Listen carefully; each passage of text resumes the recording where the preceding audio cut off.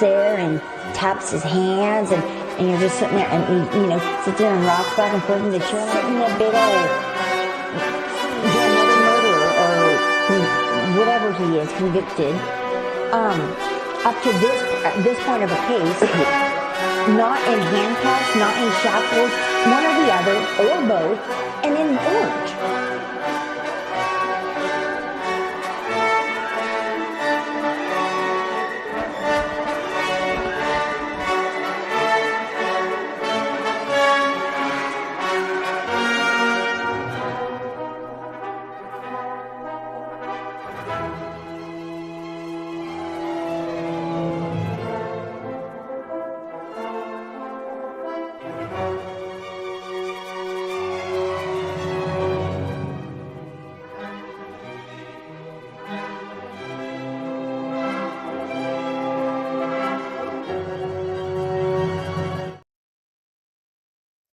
Hello, everybody! Excited utterance here. My name's Hella. Am I hella mad today?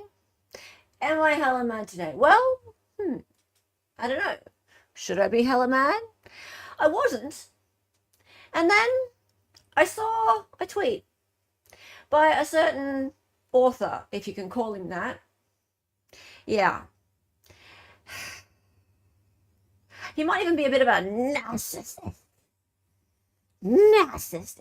I don't like saying his name because it just validates him. Let's just say that I would call him a fictional novelist, but he's trying to taint the jury. I do like saying taint. You know, I like saying taint quite a lot. I've even got an emoji now. I've got an emoji for taint, and I have one for narcissist. So if you're not a member, you don't get to use the emojis, guys. Become a member because it really helps my channel. And you can become part of the team. Become part of the Hellions of the Helliverse. Okay, so the tweet I saw was by...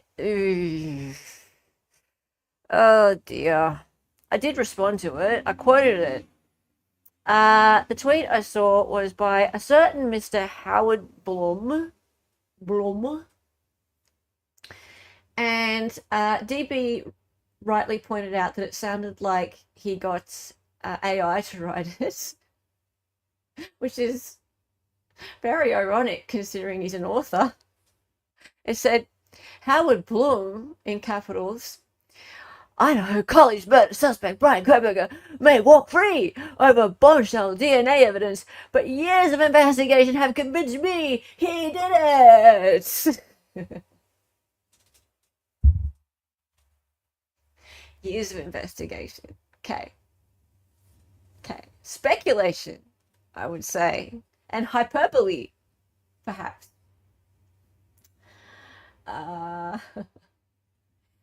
He is grifting the middle to get more attention. Yeah. Okay. And okay, so what I did was I quoted him and I said, Mr. Blum, sir, you have a vested interest in Bryan Kohberger's conviction. Your book and defamation tour makes you liable for hefty civil action in the event of his acquittal. You need to stop commenting. Can you imagine if Bryan is acquitted, which he should be? He should be based on what we know right now. If Bryan is acquitted, how much he could sue this dude for? He's written a book that's is absolutely full of false narrative about Bryan Kohberger. We'll talk more about Howard Blum later. But first, I want to say hi to everybody because today I have some special information for you all. I've made some slides up, some informative graphics, and then we're going to go and laugh at some people for fun. Chilo is here. Hey, how are you? Sasha is here. Good to see you, Sasha. Hot Pocket. Dali, save your voice for a Dahlia book read. Yeah. Good to see you. CH. Yep. Good to see you. Maddie B. An emoji of taint sounds pretty not safe for work. No, I just made it say taint. That's all. Yeah. Hello, Matt. Yeah. I had to have a hella mad emoji. Good to see you, Justin. And your kitties are so cute. Oh my god. Okay, that's the other perk of being a member. You get to go on a Discord and you get to see all the floofs. All the floofs. Oh my god. Ah, dear. By Franz, ahoy. Good to see you, by Franz. We're not a couple, but thank you. And also, I don't identify as true crime. I don't identify. Ah, dear. Hey, post-punk. Mama, nice to see you, love. And who else we got here? Elias Alfredo dos Santos. Boa noche. Boa noche. Oh, it's nice to have you here, amigo. I stayed awake for this. Miss Potage. Oh, that's nice of you. I know it's really late for you. Okay, and Chinny's here. What's up, Chinny? Melissa Stimmock's here. Good to see you. Idaho. Good to see Idaho as well. Now, CH says 4 subpoenas issued to Juris Tecum, which I can never say that properly. I can't see them on my Idaho docket. It takes a little while for mine to update for some reason, and that's weird considering I'm in the future. I did notice that the deadline for the state's rebuttal expert witnesses has been extended, so I did see that. Okay, so Twiz is here. Hey, Twiz, all the way over in Pullman, Washington. And Ariel, oh, it's not on the docket, it's on the case file. That'd be why. That'd be why. Okay, let's get into it, guys. Now, okay. So, isn't he looking handsome? Thanks to Grok. Grok really knows what Bryan looks like. Like, he really knows. He's waiting for Franks at a bus stop. At the bus stop for Franks. He's waiting. He's looking very patient, kind of serious in his suit. He likes to wear suits. Likes to wear suits.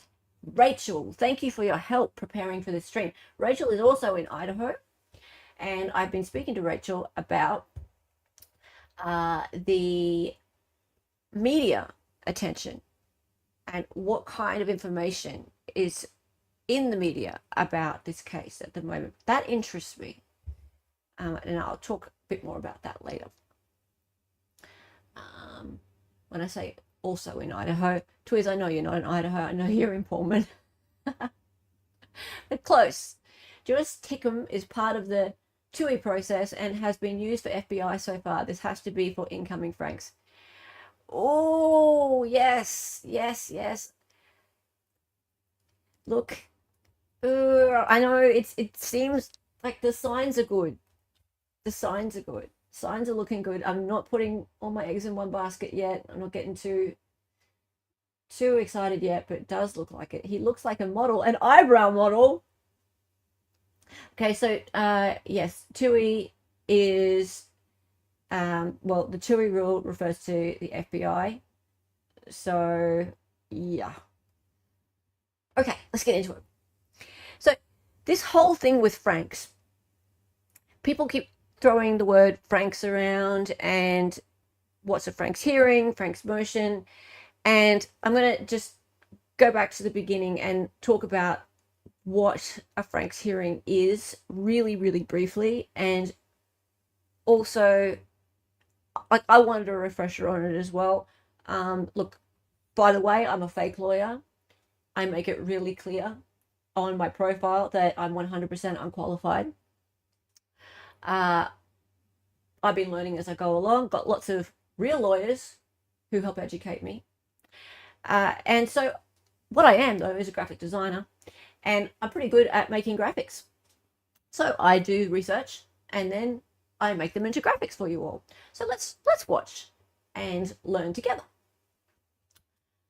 Frankie boy. Yes, we're going to learn about Frankie boy. So let's do that. Hey, Indy Cindy. Frank. You want some Franks now? Yeah, Franks and beans. Do you want Franks and beans, Justin? Okay, so let's get into it. I hear they have to be honest in a Franks hearing. Well, they're supposed to be honest all the time. But, yeah. Emu Warrior is here, lurking and laughing from Afghanistan. What? You're in Melbourne, aren't you? Nice to have you as a member for 13 months. I appreciate your support so much. Thank you for that. And also, Laura, my favorite Tasmanian, you've also been a member for 13 months. I know that. And Deanna, hello. Get Nick to come on and explain all about Frank's motion. You know what? Dali and I were talking about that just before the stream, that Nick tried to do a Frank's motion. P.S. Anyone who is watching this later, put it in comments. If you have any case law, if you know of any cases that have had a successful Frank's motion besides Franks v. Delaware, get my words out, please let me know. Please put it into chat or into comments, because I don't know of any. This is so rare for these to be successful. So it would be so cool if this one was successful. Let's see. Franks with Dijon and sauerkraut. I've been told from defense attorneys is AT gets to take the gloves off and go into everything in Franks. Yes, the gloves come off. Gloves come off. Barnes should write Kohberger's Frank's motion. Well, apparently the motion is 1,000 pages, but we don't get to see it because it's under seal. Kohberger already won. All right, let's go. Okay, so what even is a Frank's hearing? What is it?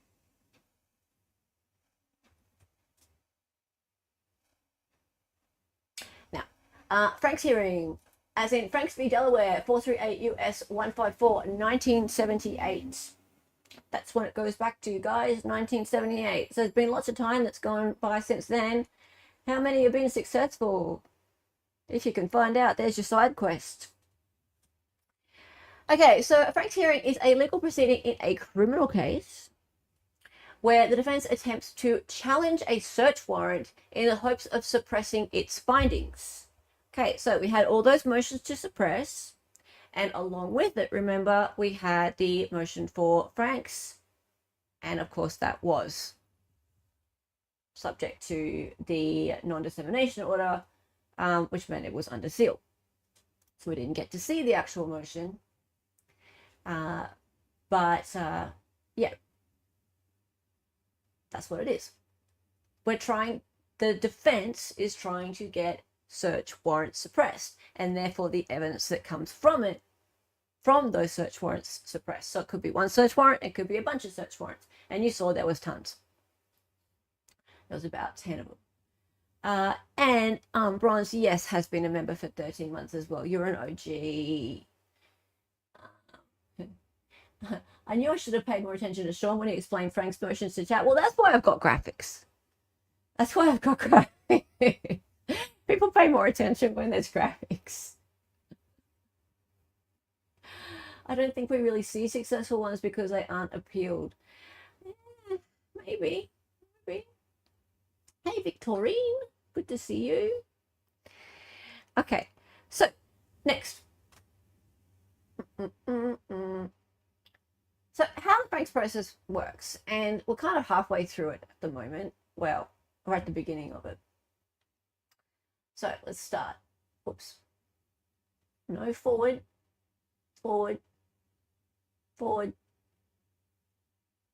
Click. 1. Step 1. Put your Frank in a box. Okay, so please get a search warrant signed by a judge. Now, P.S., in order to get a search warrant signed by a judge, you're supposed to have an affidavit to go with that, right? So I believe that some of the arguments, just from memory, some of the arguments on the 23rd and 24th was that some affidavits weren't attached to the search warrants, the application for search warrants that went to the magistrate. That was part of the problem in some of them. Anyway, moving on. So number 1, police get a search warrant signed by the judge. 2, And then 2, search and seizure takes place. Like my little graphics, aren't they cute? Do you see his hat there? Help, Hella, what's wrong? Has it been 10 months already? Time is broken. You always forget to use your member chat. So yeah, so hello. 10 months, Justin. That's nice of you. Thank you. Alrighty.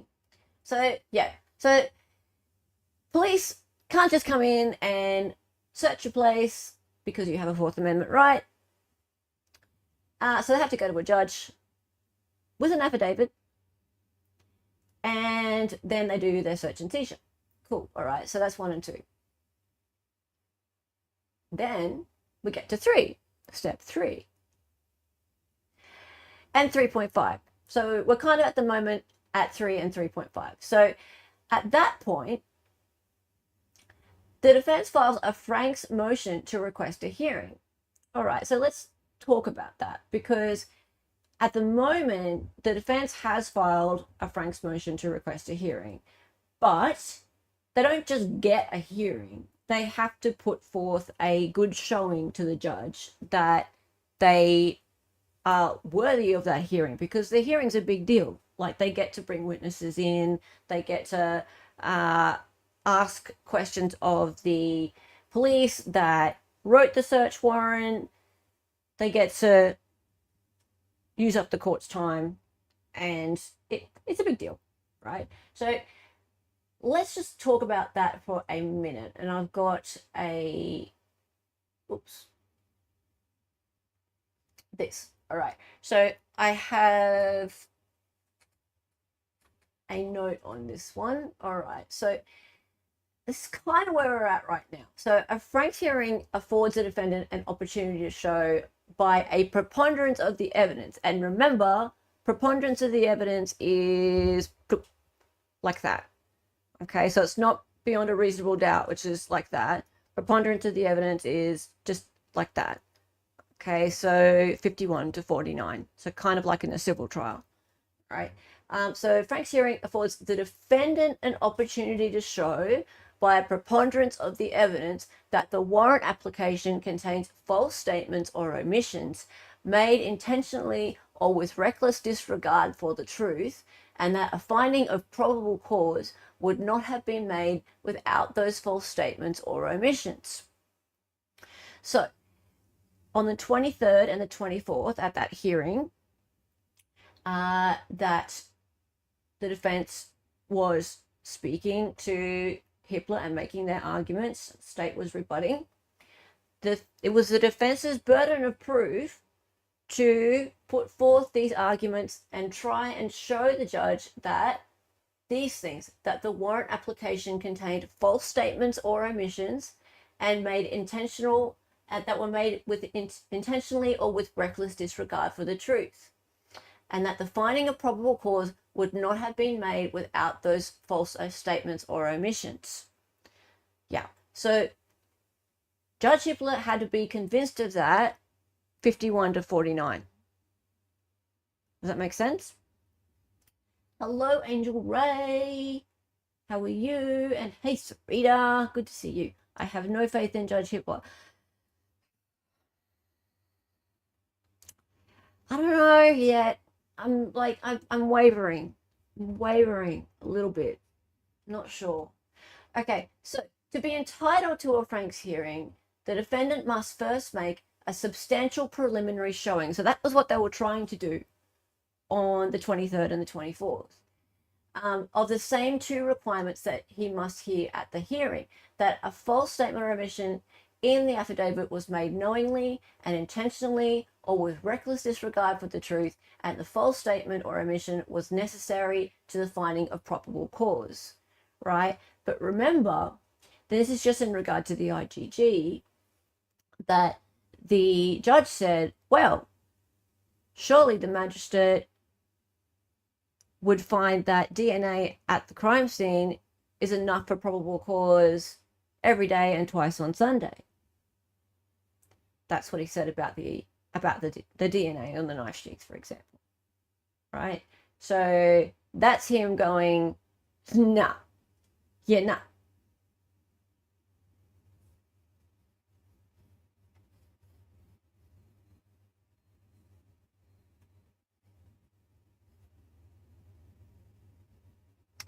Okay, so there we are at 3.5. So let's assume, just for a moment, that he is seriously considering it, and that, wow, imagine that he goes, okay, sure, let's do it. Let's have a Franks hearing. So the Franks hearing then explores the validity of the search warrants. Cool. So we're going to have a Franks hearing. Imagine that. On God's green earth. Imagine that. Oh, Indy Cindy found one. Franks granted in Indiana in Harris versus State 2014, Hernandez versus State 2016, and State versus Smith 2017. But what was the outcome? Was anything suppressed as a result? That's what I want to know.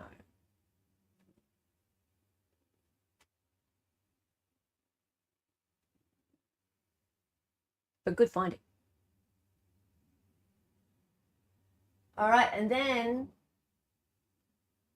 the court rules on whether the warrants should be suppressed. So that's the biggie, really. So you got to get through all of that, and then court decides whether or not to suppress anything. Because remember, right at the very beginning of it, we had all those motions to suppress. So then we got to get through all of that other stuff for him to decide whether or not to suppress the IGG, and then we've got the AT&T search warrant, we've got the Apple search warrant, we've got the, where are they all? There's so many of them. Pennsylvania one, the one of his body, his statements. Well, that's not even important bringing them up. There's about 10 of them. But the big one's the IGG, right? Because if they can get the IGG suppressed, that one's a domino effect, and it means that it affects all the other ones. Because remember, we have this fruit of the poisonous tree thing happening, and if the IGG is the thing that identified him in the first place, and nothing else was happening before that, then that part gets thrown out.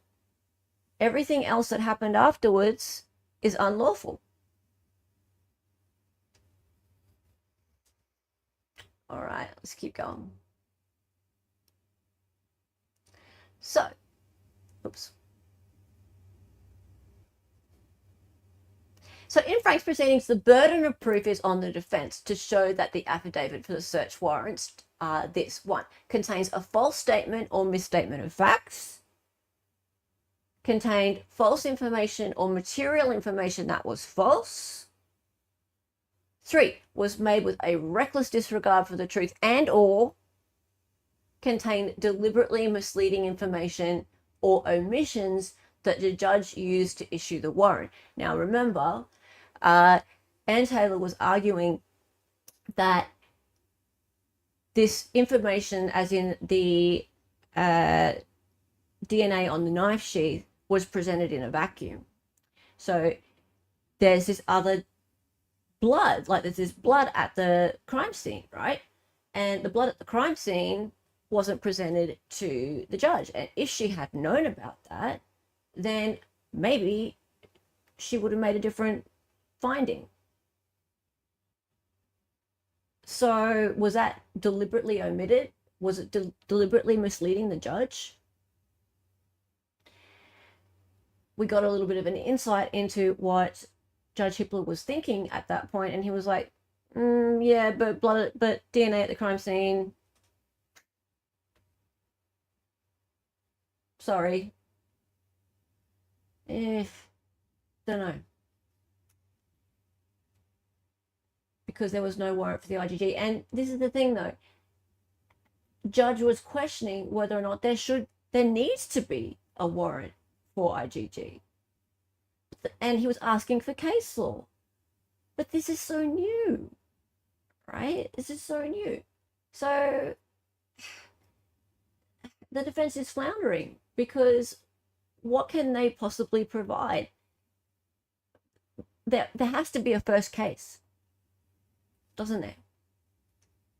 When the court permits the government in a pre-Franks hearing to order additional evidence to explain the discrepancies in the affidavit, it leaves the defendant with no full and fair opportunity to resolve the federal constitutional claims, but to have a full Franks hearing. Good point. Good point. Yeah. So if the IGG is thrown out, none of the warrants were based on the IGG, so then everything wouldn't get thrown out. Sorry, are you finishing something? Because there was no warrant for the IGG.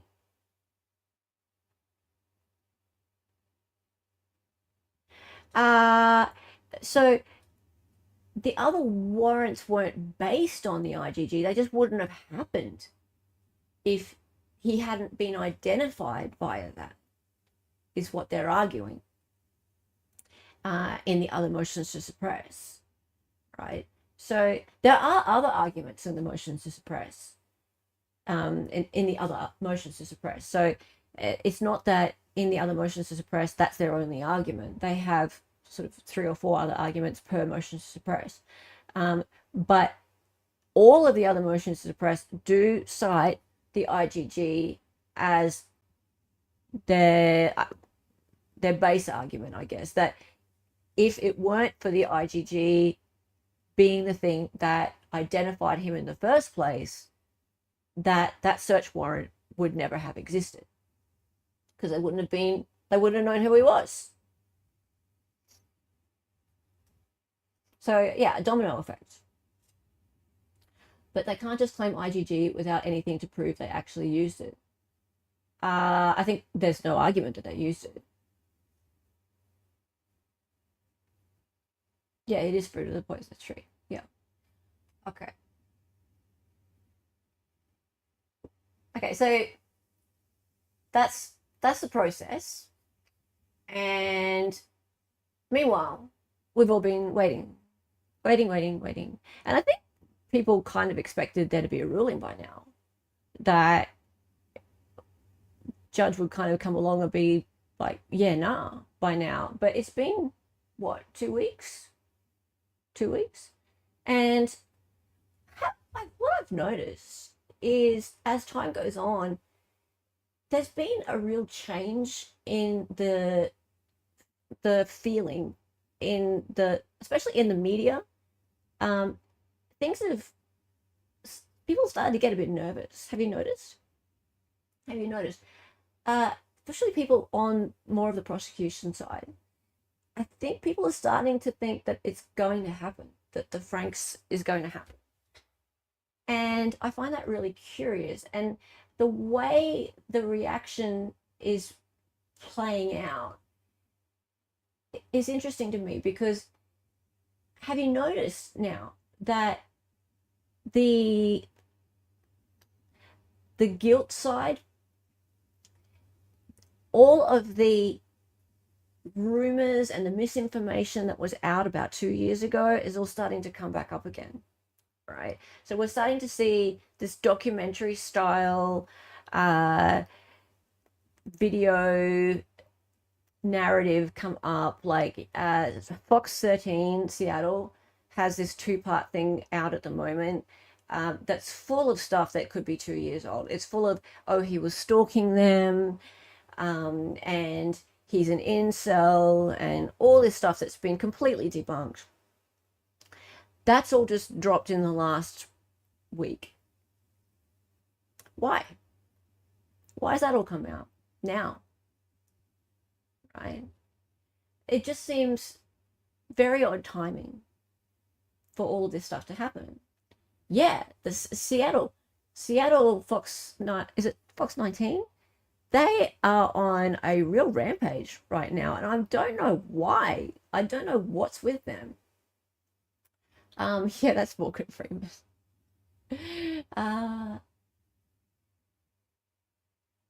Okay, so And the other thing, so here's the other thing. Yeah, Fox 13. Sorry.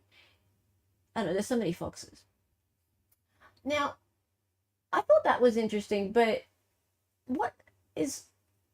Oh, sorry, before we move on. Yeah, the Gonslavis obviously are getting nervous. And this is on February 5. I'm a nervous wreck waiting for the judge to make a decision on the IGG and Franks. Gonslavi's Army of Love. Yeah, 1.4K people liking that one, 401 comments. It's the local Seattle Fox affiliate. I never remember the numbers. Yeah, well, how am I supposed to remember the numbers? I'm all the way over here. I can't believe there's so many of them. You have a bit of a look at, where is it? Oh, there it is. I'll just bring it up. Gonslavi's Army of Love. How do I bring this up without like highlighting it?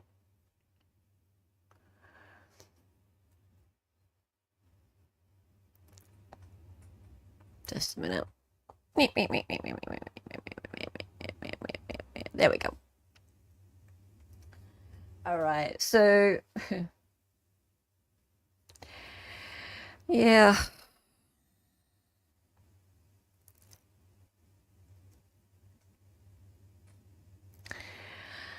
I honestly think he's made up his mind. He's just crossing T's and dotting I's to make sure there's nothing that can come back on him and have this case thrown out. Defense needs to pack a breakfast, lunch, and dinner because I truly believe there's so much damning evidence against him, and they can't come up with every excuse in the book. I can't imagine the wait, guys. I truly believe this judge is making sure that Bryan Kohberger isn't going to weasel his way out of this. I feel this judge thinks he's guilty. He's only human. I'm so sorry. Defense attorneys throw everything out there, but the evidence will be overwhelming. Prosecution does not play their cards until trial. With the limited info we have, it paints the picture. When they add in everything they have, he is done. Yeah, I like this. I like this judge so much better. I truly believe the universe is holding a family in their hands. We got you. I wonder how much they're going to like this judge if he grants the Frank's motion.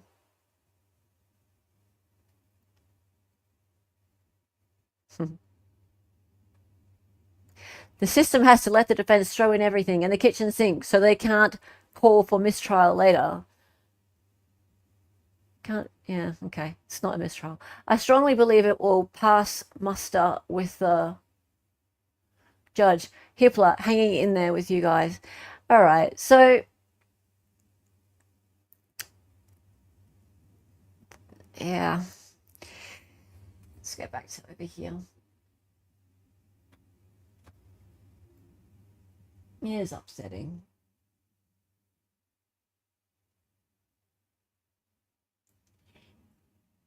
BK doesn't need to weasel out of anything. The prosecution tried to weasel BK into being guilty. To be honest with you, okay, I'm going to go out on a little bit of a limb here and say I can kind of understand why they see it this way. Here's why. The way it's being painted by the media, it sounds like a really silly tactic, or yes, kind of like like the defense is just like clutching at straws. Oh, they're just trying to suppress evidence. Yeah, so it's evidence against him and they're trying to suppress it. Of course they're trying to suppress it because it's evidence against him. But it's evidence, so he's guilty. So from their point of view, that makes sense. And he's guilty, right? But from our point of view, of course you're going to try and suppress evidence that is this teensy weensy little piece of evidence that the jury's going to see and completely misconstrue. If he gets before a jury, he's screwed, because jurors are idiots, right? And also, that's their job, Justin. Yeah. So we see it that way, but the news media report it in a different way. So I can kind of understand why they see it like this. Army of love, yeah. It's kind of a branding thing, I think. All right, let's move on. Okay. So in Idaho, they have this channel called East Idaho News, right? And I wanted to check with someone in Idaho, so I checked with Rachel from Idaho in chat, that it's not just me that knows about this channel, like, because I'm overseas, like I'm all the way over here, right? And I was like, do people in Idaho actually watch this channel? Do you guys actually know about this? Because it's the, like, I know who this guy Nate Eaton is, and like, yeah, I'm all the way over here, right? Now he covered the Vallow Daybell cases, and even though it's East Idaho News and Ada County Courthouse is technically to the west, yes, it's technically to the west, I don't think it really matters. I think this is quite a wide-reaching channel. Anyway, he covered the hearing a couple of weeks ago. So I had a look at his coverage of the hearing. And it interests me because this is an Idaho channel, right? So you've got your Fox Seattle, and you've got your Nancy Grace and your Megan Kelly and all these people, right? But I'm really interested in what the people in Idaho are hearing, because that's potential jurors, right? Yeah, you get notifications for it. Yeah. So anyway, I went and had a bit of a look. And let's see. My interview with Howard Blum. Spoke with him today. He is the author, as I mentioned, of When the Night Comes Falling, a requiem for the Idaho student murders. This is a book that came out, I think, about a year ago. He spent some time there near the University of Idaho interviewing people and putting his book together. And let's go ahead and roll that interview right now. So, Howard, why don't we just kick off? Out of the past 2 or 3 years that you've been following this case, what has been the most interesting aspect to you? What? Well, this case has been a puzzle from the get-go. I mean, the fact that someone would go into a house filled with students and decide to kill them, to murder them savagely. This whole case is a mystery in search of a motive. We've never found a motive. We've never found a murder weapon. And yet we're heading to a trial, and we hope to get answers. I don't think we'll ever get answers to these really perplexing problems. Certainly we'll get a verdict whether someone is guilty or innocent of the crime, but we'll never get the questions that we really need to know answered. What do you think his defense might be? Oh, here we go. I think at this stage, his defense is really not to deal with the facts of the matter. What his attorneys are trying desperately right now is to get rid of the death penalty. Disagree. They're trying to raise all sorts of reasons so that the death penalty will not be applicable to this case. They're going back to enough. Okay. He hasn't got a clue what he's talking about, right? No. Death penalty is a side quest for the defense right now. They're trying to get the case dismissed, right? They are trying to get him free right now. You're an idiot, mate. You're an absolute fool. It's possible that death penalty may be taken off the table as one of these, if one of these motions to suppress is used as a bargaining chip at some point. But their actual goal right now is to get the IGG taken away and then a motion to dismiss. That's it. That's their actual goal. So you have no clue.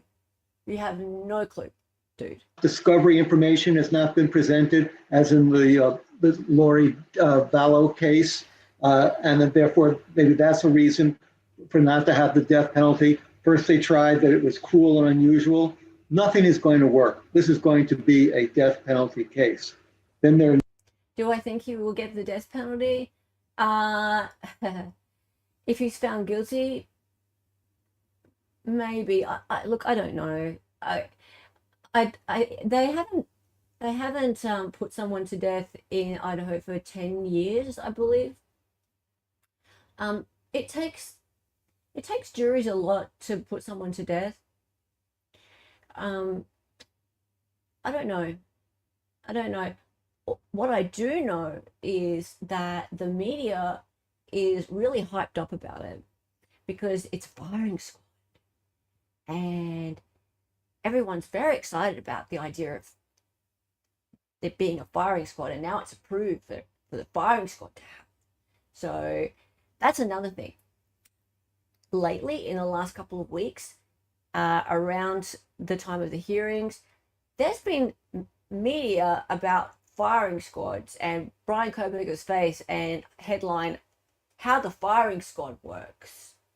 He could be the first person to face a firing squad. It's like, how is that relevant to what's actually happening in court right now? Now, guys, I just want to put in context, and because let me just look at where I'm at, 25:16. So this is Nate Eden, supposedly very well respected journalist for East Idaho News, reports on crime and court matters. And I'll just go back, he's supposed to be presenting the courtroom insider overview of what happened at day one of the 2-day hearing. Here is little snippets. He's got snippets of what happened in court and his sort of tiny little take on what happened. And then what's he do? He goes and he brings in Howard Bloody Bloom, right? And who are their core audience? Idaho citizens. Yes? Now, just to reiterate for a moment, Howard Bloom wrote a goddamn fictional novel based on a true story called When the Night Comes Falling. I hate to say it. And it's full of freaking conjecture about how he would have been running on adrenaline when he went in and stabbied up the 4 people, and how, you know, he probably couldn't get a date for years, and that's why he was so sad, and he saw these beautiful women and couldn't help himself, and went in a fury and saw them all and thought, oh, they must die. It's disgusting, right? It's disgusting. And his latest theory since hearing about the unknown male blood in the house is that Bryan probably brought in some vials of blood and planted them there because, you know, he was a criminology major and he's Dexter, basically. Right? It's called priming. Yeah, so CH, I feel like he's a bit of a plant. I feel like Howard Bloom is like a state plant. And I feel like there's a couple of them actually. I don't really want to name the other one because I'll look mean, right? But I feel like there's a couple of plants who are out there and they're injecting the public narrative with all of this false information, and they're doing it at really opportune times when their case looks really weak, right? and they're out there, they're doing it, and they're putting it in strategic places. And this is a strategic place to put their narrative. And a big Idaho news channel like this, it's a good place to place Howard Bloom. I don't like it. In Idaho state history. And out of the past 2 or 3 years that you've been following this case, what has been the most interesting aspect to you? Well, this case has been a puzzle from the get-go. I mean, the fact that someone would go into a house filled with students and decide to kill them, to murder them savagely. This whole case is a mystery in search of a motive. We've never found a motive. We've never found a murder weapon. And yet we're heading to a trial and we hope to get answers. I don't think we'll ever get answers to these really perplexing problems. We certainly will get a verdict whether someone is guilty or innocent of the crime. Okay, yeah, they're trying to impugn the evidence that led to various warrants, or even sometimes led to actions without warrants. What they're saying is that the genetic information that the FBI used was illegally obtained. What this means even more specifically, the government is allowed to access certain databases, but some databases such as Ancestry.com and 23andMe, they say the information on those databases are prohibited from federal or police investigators. They are trying to find out, this is the Kohberger defense team, whether or not the FBI, in their zeal to find an answer to who was the killer, access those cases. The judge has so far not allowed them all that information. It doesn't appear that way. If they can impugn that evidence, then they have the fruit of the poisonous tree. Okay, we know all this. Everything that led them to go look at a murder case where the person will be executed by rifle fire. There's a bill right now in the Idaho state legislature was just introduced saying that they have to have the only solution in a death penalty case, the only enforcement will be by a rifle squad. Right, yeah, because of the issues that Idaho had executing Thomas Creech last year. They tried to put him to death. They couldn't get a vein. And right now there's currently not a facility where you can do a firing squad for a death penalty case. And as you mentioned, the lawmaker has proposed this bill. Let's go back, Howard, to when you first decided to write a book about it. What let's was it talk about this that particular case that piqued your interest? I first got involved in this case just really days after it happened. We were sitting around the Thanksgiving table in 2022, which is just about a week after the murders occurred.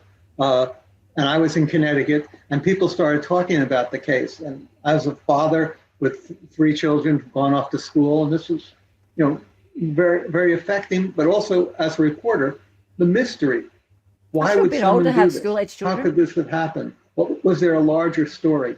And I headed out to Idaho with the conceit that maybe I would get to the bottom of things. And when trying to put the pieces together, I certainly didn't solve the case, but I was able to get many elements of the story that made a richer story. I say richer story, here you have the Kohberger family. You have a father going on a cross-country trip with his son. And in the course of this cross-country journey, he's sitting in a car, shoulder to shoulder with him, and he's coming to the realization, oh my gosh, my son might just be a monster, but he can't quite get there. He can't really say this about his own son.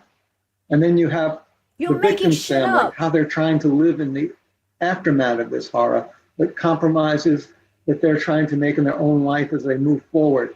And then you have the defense trying to build a case which a man, I believe, they think is guilty, that they know is guilty, and yet they're trying to put together a defense. All those elements, to me, combine to make what is a very compelling story. Dude, 2 of his attorneys have come out in open court and said he is innocent. Attorneys don't do that. Publicly appointed, death penalty qualified state attorneys don't do that. They just don't. Right? You've got no idea what you're talking about. He just said that they believe he is guilty. Yeah, he's an absolute douchebag, right? And this is the other thing.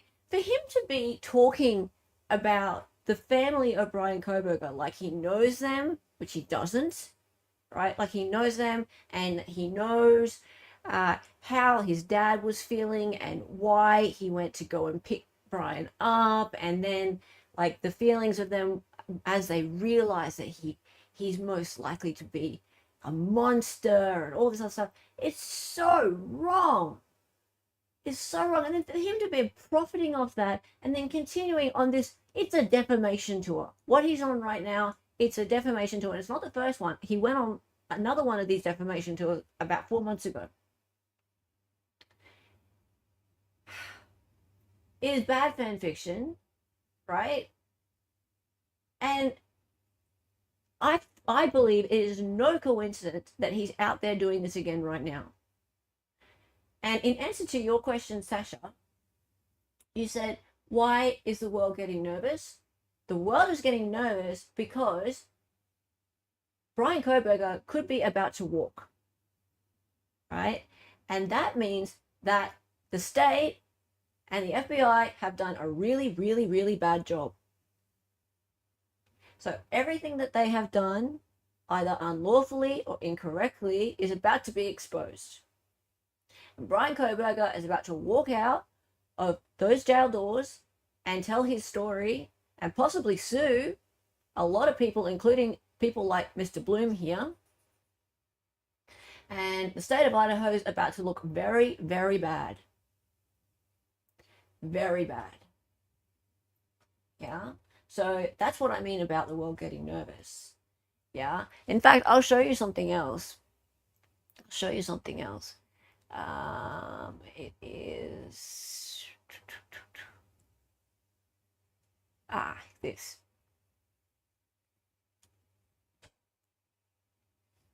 Okay. So this article is written for law enforcement, right? And so this is lawofficer.com. And I'll just show you this briefly. I tweeted it, by the way. Could an FBI error set Bryan Kohberger free? So note the finger pointing. So people are in law enforcement community, they're starting to point the finger already at the feds, because it's the feds who went through the back door to get to the IgG results. Right? So just keep that in mind, that we have federal investigators and we have state investigators who are starting to squabble amongst themselves, or probably have been squabbling amongst themselves about this for a while. But if this Franks hearing goes ahead, it's going to come out the issues between the two of them. Okay, so could an FBI error set Bryan Kohberger free? The FBI used an unlawful DNA database to identify Kohberger. Well, we know this, right? Twice they did it. Okay, so the initial discovery, a tiny speck of DNA. The case against Bryan Kohberger began with a single minute piece of DNA, a speck smaller than a piece of dust found on a knife sheath left at the crime scene. The evidence was processed and sent to an FBI lab, which ultimately played a significant role in connecting Kohberger to the crime. Actually, it was the thing that connected him to the crime. The authorities were desperate to find leads in a case involving the murder of 4 young college students, and this DNA was a rare opportunity. Initially, the investigation was marked by a lack of concrete evidence. Remember, this is for law enforcement officers. This is written for them.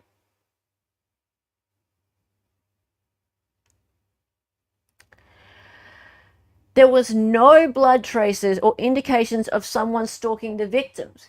It was a situation that could easily have turned cold, but the DNA evidence opened the door to further investigation, leading to search warrants for Kohberger's car, phone, and apartment. However, the manner in which this DNA was processed and matched has come under scrutiny. So FBI's use of ancestry websites, a legal grey area. As the investigation progressed, it was revealed that the FBI has uploaded the DNA to 2 ancestry websites that typically prohibit law enforcement from accessing their databases. This revelation raises serious questions about the legality of their actions. The FBI's intentions may not have been malicious, rather, they were driven by the urgency of a high-profile murder case. However, this zeal could have resulted in significant violation of protocols. Well, I mean, they're being very careful there to say that it may not have been malicious. Because remember, one of the Frank's criteria is that it needed to be malicious. Let me see.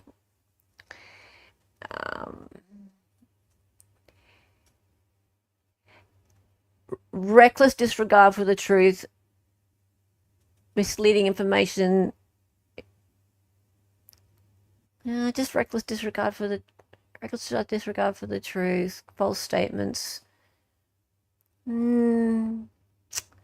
Okay, so they're saying it may not have been malicious, and that's fine.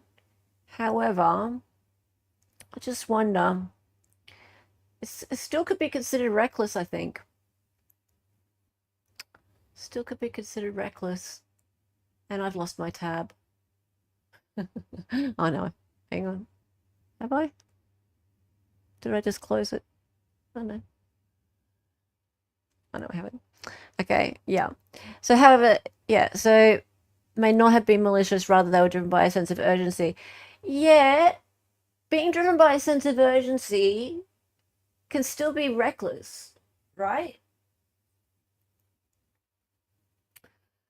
Law enforcement only has authorization for one public DNA database. The other 2, which the FBI used, are private companies that charge for services and typically restrict law enforcement access. This breach of trust could have far-reaching implications for the prosecution's case against Kohberger.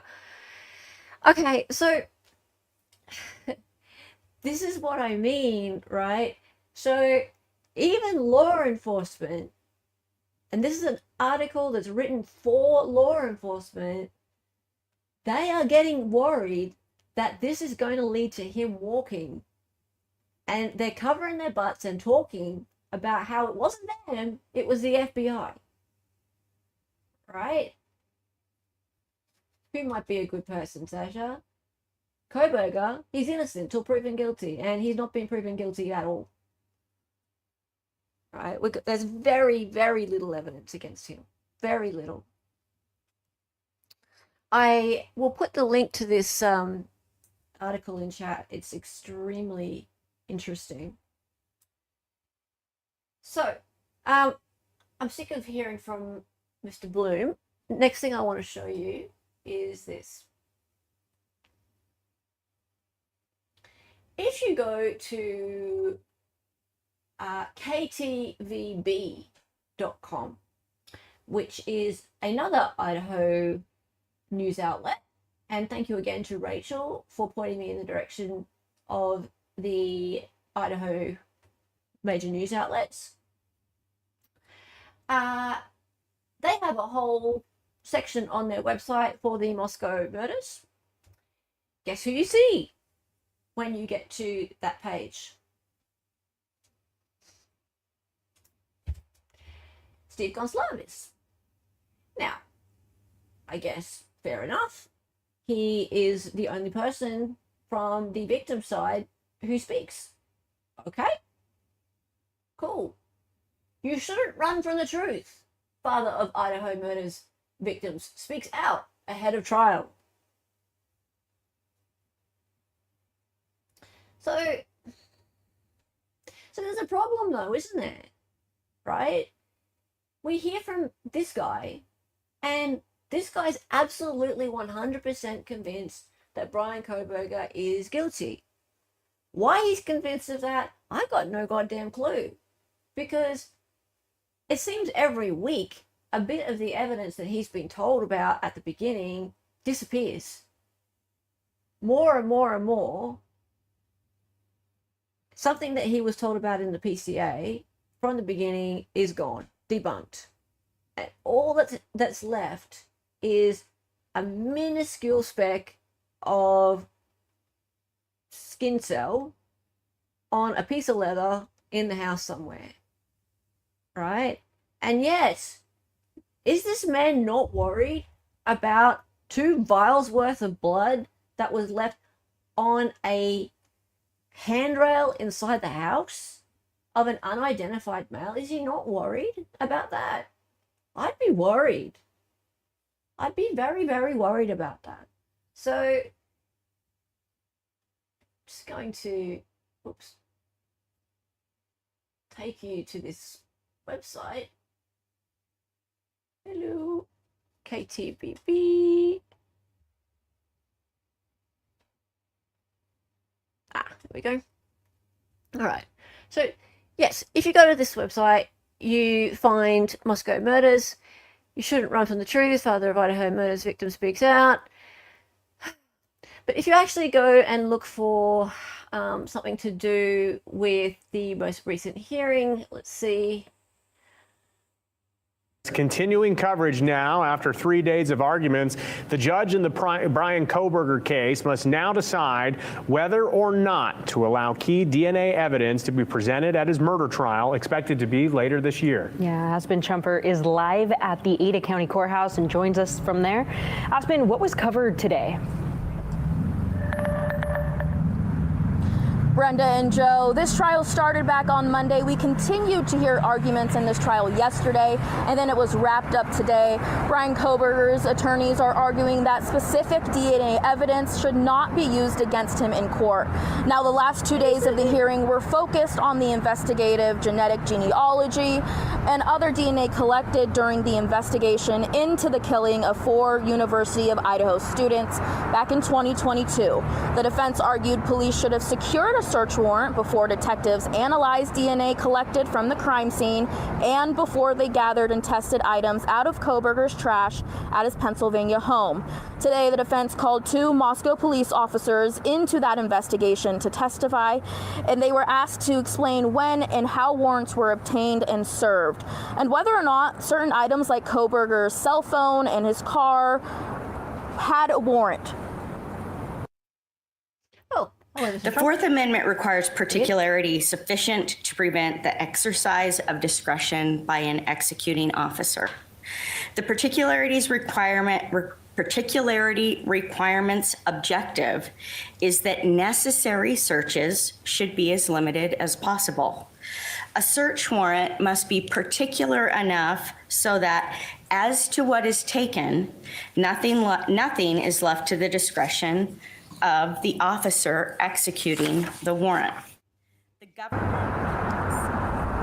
Kohberger's attorneys argue the search warrants were too broad, violating the defendant's right to privacy.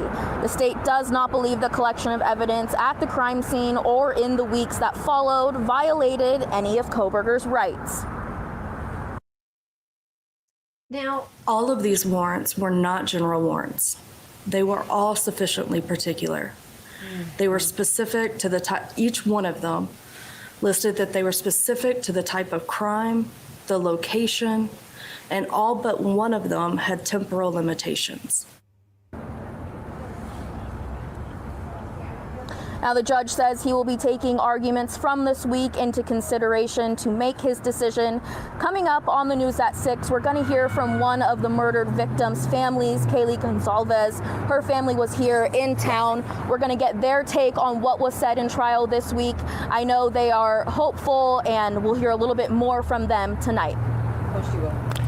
We'll continue to follow this. Yeah, I mean, it's a major story, and depending on what happens with that DNA evidence, the trial later this year could look very different. Aspen, we'll talk to you at 6. Thanks so much. There wouldn't be a trial with no DNA. There would not be a trial. High school athletes from a. Okay, so here's the deal, right?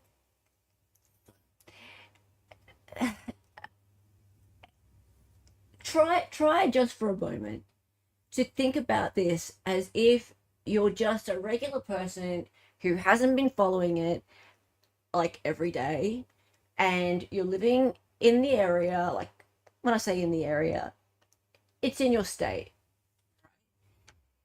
and you hear just these sort of 2-minute snippets every now and again. And what you're hearing reported to you is that the alleged murderer is worried about his privacy.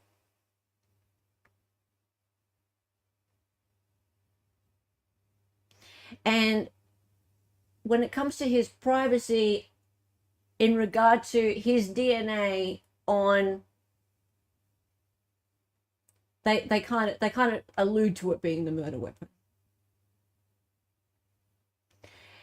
You see where I'm going with this? And then they go, and we'll talk to the victim later, right? Yeah. And then they go and they have a whole section on their website called Moscow Murders. And when you go there, that's what you see. You see the father of victims with a cross on his hat. And he goes, "You shouldn't run from the truth. Father of Idaho murder victim speaks out ahead of trial." Right?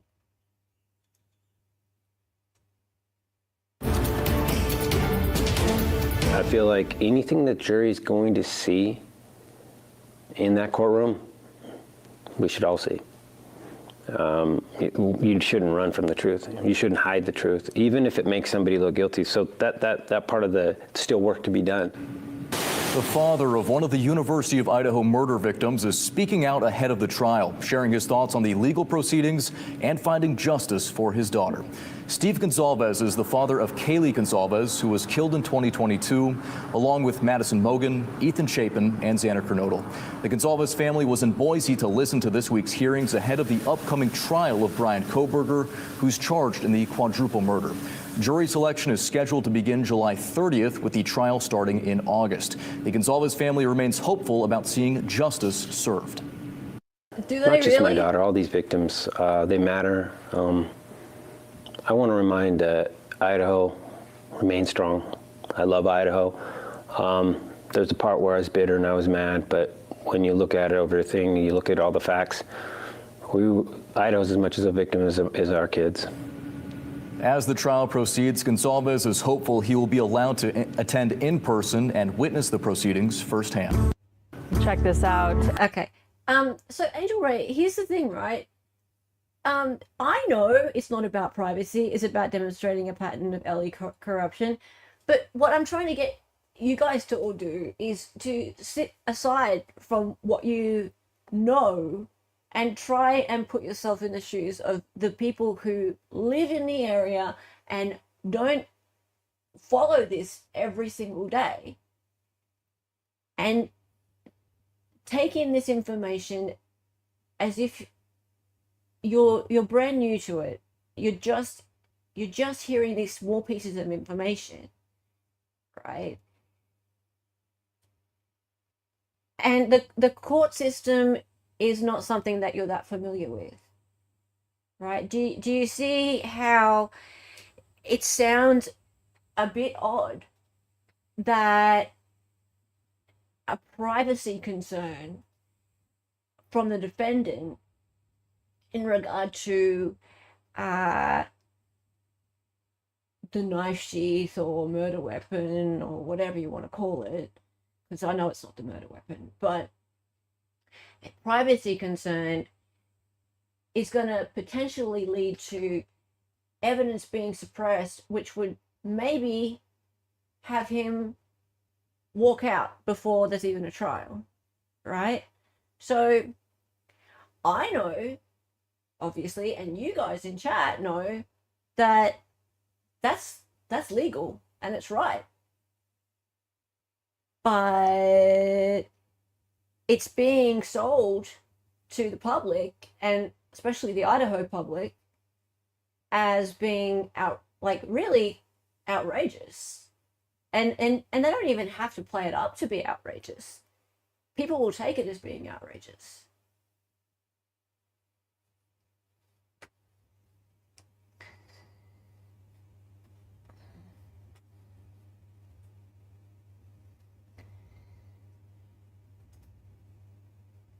it's bad faith jury taint, but with enough separation to be like, we didn't do that. Taint is taint. And the other thing I've noticed is looking at these news outlets, they're not on about it all the time. Right? So those of us who are sort of interested in the Idaho case, we hear about it a lot, right? Because you know how the algorithm works, right? If you're interested in something, you get fed that information all the time, right? So I'm interested in the Idaho case, so my YouTube is filled with it, my Twitter is filled with it. I am constantly getting updates. If there's something new on the docket, I find out about it. But if you're not interested in something, it doesn't get fed to you, right? So I asked Rachel in Idaho yesterday, I'm like, could you just like do a bit of a search and see like what kind of stuff is coming in locally in your newsfeed? And she had a bit of a look. She said, well, not much really, right? And like, then I went and had a look, and I did a bit of a search, and okay, so this is a bit further north, and even in Ada County, I had a bit of a look in Ada County. They're not reporting every day or anything like that in regards to this case.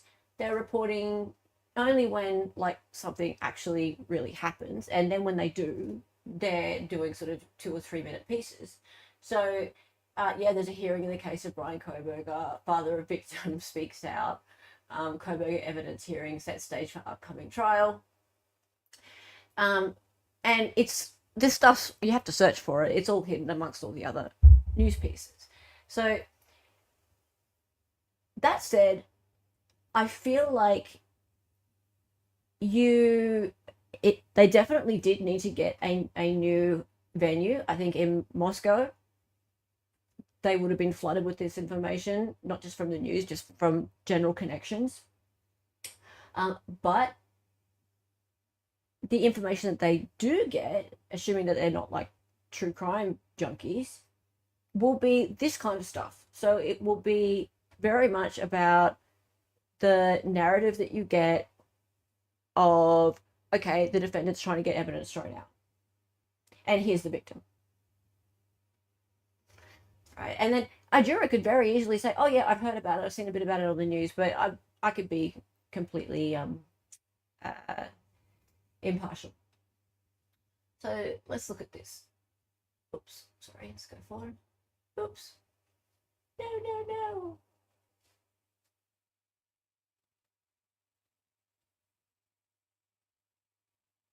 Why can't I make that happen?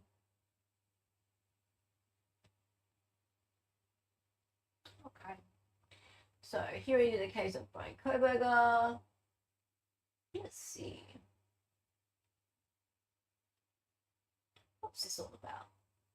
All right, we are on the record in state. Father of victim speaks out. Kohberger evidence sets stage for upcoming hearing. Let's have a look at that. What's he got to say? After more than 2 years of waiting, alleged quadruple murderer Bryan Kohberger set to face trial by the end of this summer. But to get there, both sides have to determine what can and can't be used as evidence against Kohberger, especially as Kohberger's legal team continues to argue why they believe almost every major piece of evidence should be thrown out. Obviously, the prosecutor pushed back strongly. Nonstop Local's Adam Schwager continues to follow in the hearings for us. Yesterday, a lengthy hearing. Today, a little shorter. What have we learned? And Sean, since Kohberger's first hearing, his legal team has challenged nearly everything they can, starting with where the trial can take place. Now, today, continuing into what evidence a jury should be allowed to take into consideration. Kohberger's team argued today none of the evidence gathered from Kohberger's cell phone or from the search of his Pullman apartment should be admissible, saying the search warrants were too broad and didn't include enough specific information to be valid. They also argued that none of the materials seized from Kohberger's family home in Pennsylvania should be admitted based on how it was collected. They're essentially watching Mr. Kohberger as he moves around his house via snipers. I mean, they were quite safe, and there was simply no reason to bash the doors in momentarily after yelling from their barricade. The state of Idaho argued the warrant to seize Kohberger from his parents' home was legal under fugitive law, and Judge Stephen Hippler explained his reasons why police may have needed to be in a rush to enter the home. What? There's two issues. There's officer safety. There's also destruction of evidence concerns. Without access to over half the hearings over the last 2 days, it's hard to know exactly. Wait. We need to watch that again.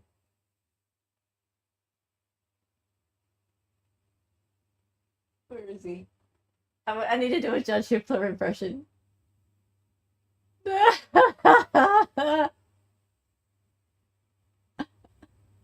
Enter the home. There's two issues. There's officer safety. There's also destruction of evidence concerns. Without access to over half the hearings over the last 2 days, it's hard to know exactly what direction the case is headed. But over the next couple of days or weeks, Judge Hippler has a lot of big decisions to make that will set the stage for this trial. Sean? All right, Adam Schwager live for us. So one final night. We'll talk about that coming up. Been good to have you with us, Adam. Hi, I'm Chandler with Servpro, Spokane County.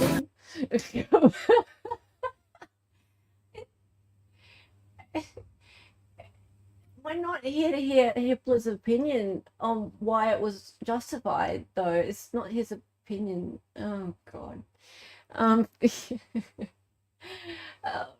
go back. Oh, dear. Oops. Okay.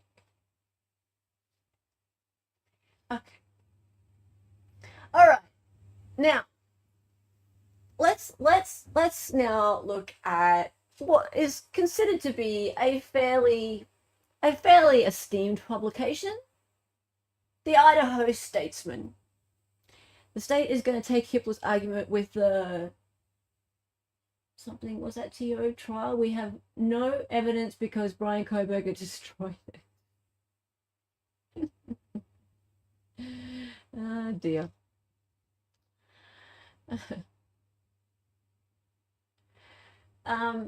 Okay, so Mavka, I'm starting to feel like Judge should have to approve court reporting on TV for local cases. No, he's not Judge Gull, right?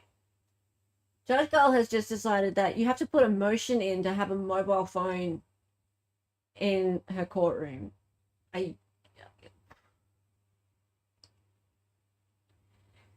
What the hell? Anyway, Kevin Fixler, new blood DNA from unidentified males was found at the Moscow home where the Idaho Four were killed. Legal experts expect the defense will present that evidence to muddy the waters at Bryan Kohberger's capital murder trial this upcoming summer in Boise.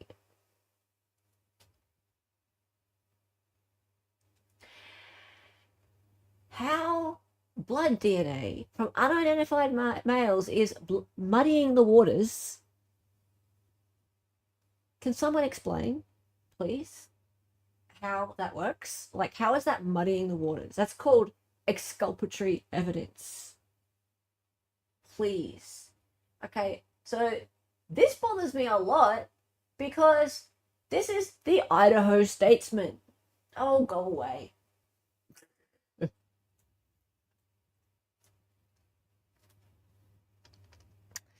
All right, so unidentified blood DNA at Idaho College student homicides home could aid Kohberger defense. Oh no! Imagine aiding the defense. How could that be? We can't have that. More like bloody the waters. Yeah, right. Hello, Auntie Bed's fait accompli. Nice to have you here. Okay, lead detective in the Bryan Kohberger investigation describes the arrest and raid by Pennsylvania police on the suspect's home in December 22 by 4th District Court. Okay.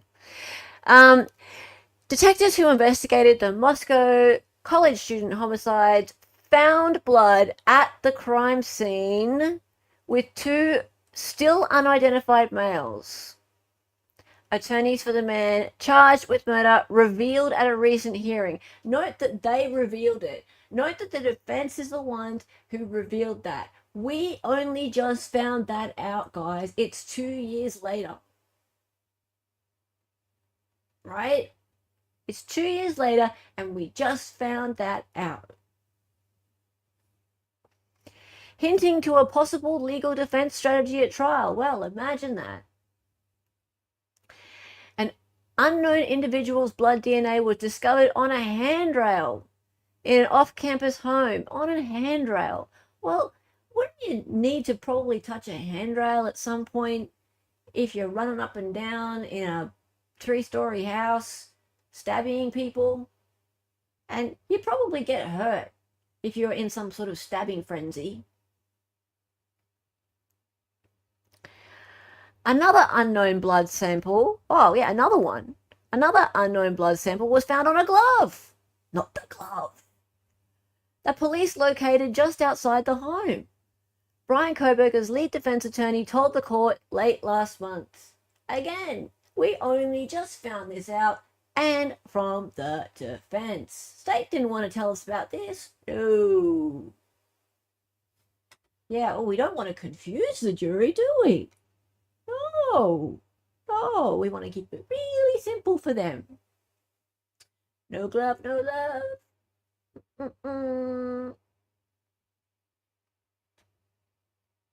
Yeah, a video of someone else committing the crime and confession to go along with it would still be muddying the waters. Yep.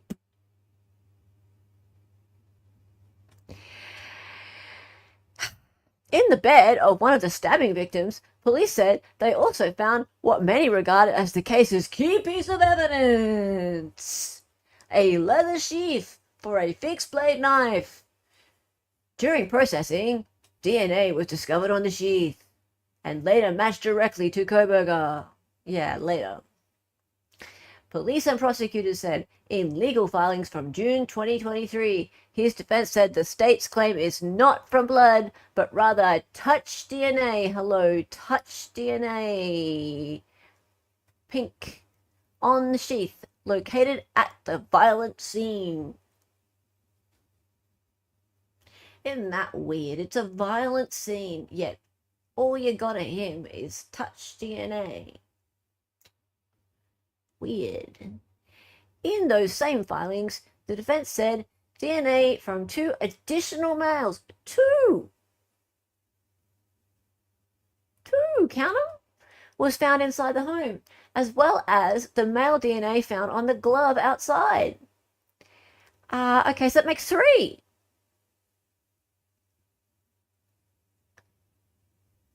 3. Later, County Prosecutor Bill Thompson told the court at a hearing in August 2023 that those DNA samples were not uploaded.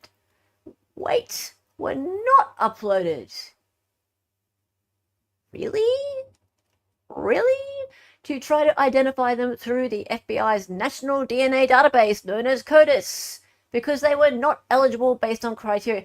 What? What criteria? What criteria? What are you talking about? How is theirs not eligible to be processed, but Bryan's was? Yeah, criteria he was looking for was belongs to Bryan.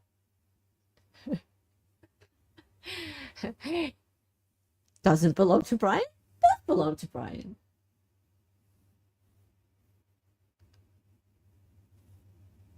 What is the criteria? I want to know what this criteria is.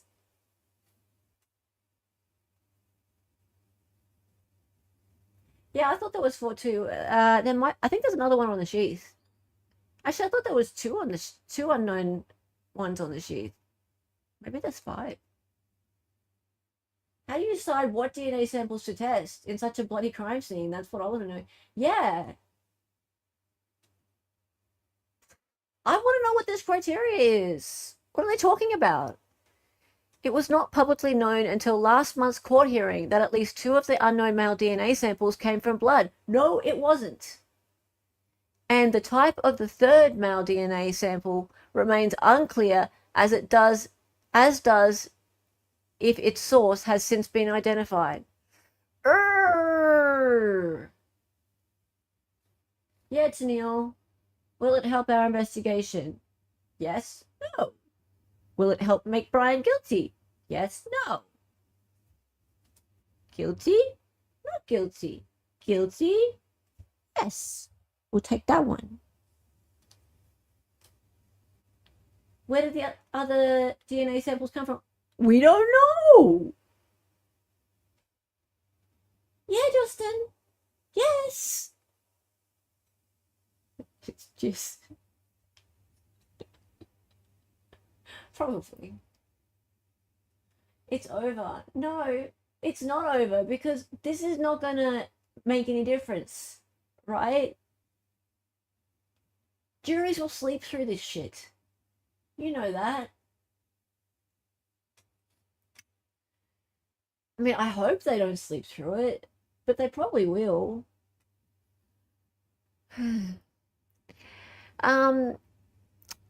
But police did not disclose the unidentified blood DNA samples to a magistrate judge in December 2022 when they sought a warrant for Kohberger's arrest. Okay, so they did not disclose, this is important, did not disclose the unidentified blood samples to a magistrate judge. Okay, so again, we have this issue about the Franks, right? So remember that we have duty to disclose, and if it wasn't disclosed and that was reckless, that could be a reason for the Franks motion to be upheld and the evidence to be suppressed, or the search warrant to be suppressed. It's a big hurdle though. Sought a warrant for Kohberger's arrest. Defense attorney Ann Taylor alleged at last month's hearing, and prosecutors did not dispute. That decision amounted to detectives intentionally omitting the information to the judge. Oh, hang on. That decision amounted to detectives intentionally omitting. Ooh. Well, I mean, this person is a journalist and making a opinion here, but saying that they were intentionally omitting. Oh, sorry, he's saying that Taylor said that. That decision amounted to detectives intentionally omitting the information to the judge for her determination of probable cause and should disqualify some evidence, Taylor said. Well, it's not in quotation marks. You should put it in quotation marks.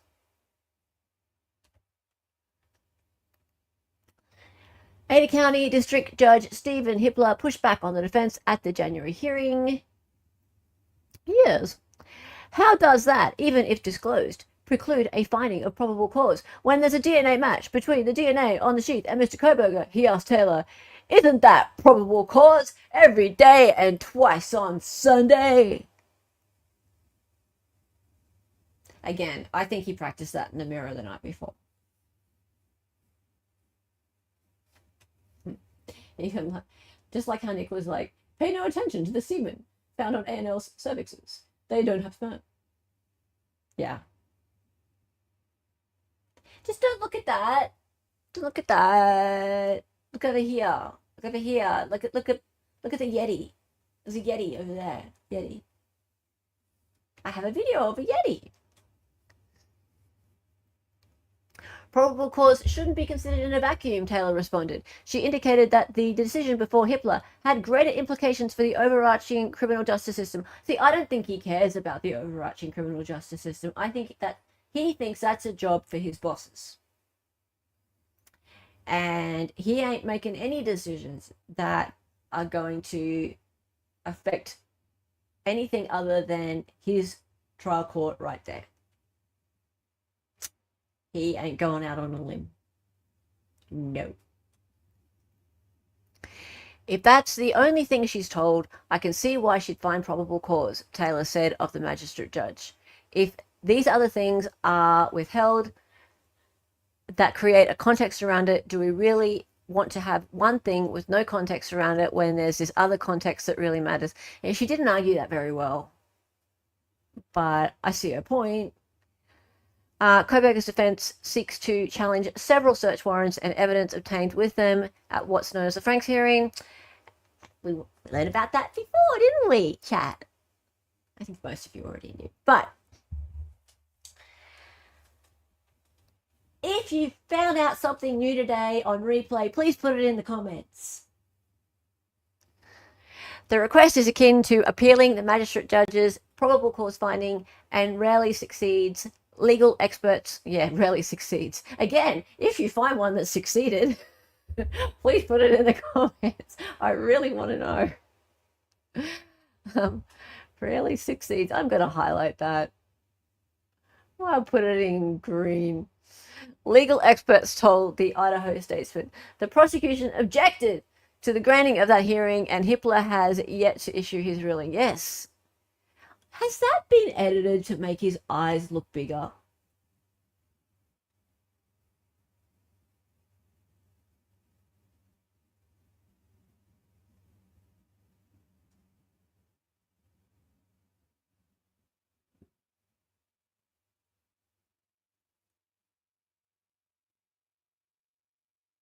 I think that's real.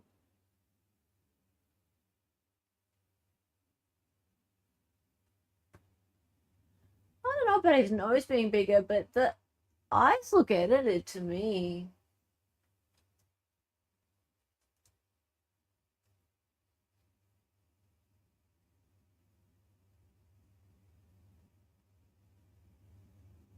It might be, you know. I just copied and pasted it over into Photoshop. They look a little bit edited to me. He looks like he's wearing a mask of his own eyes. Oops.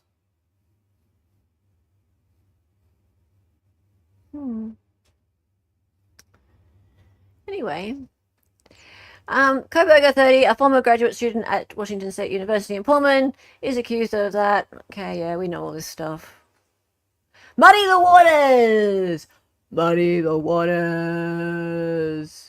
Do we have a brown highlight? Oh.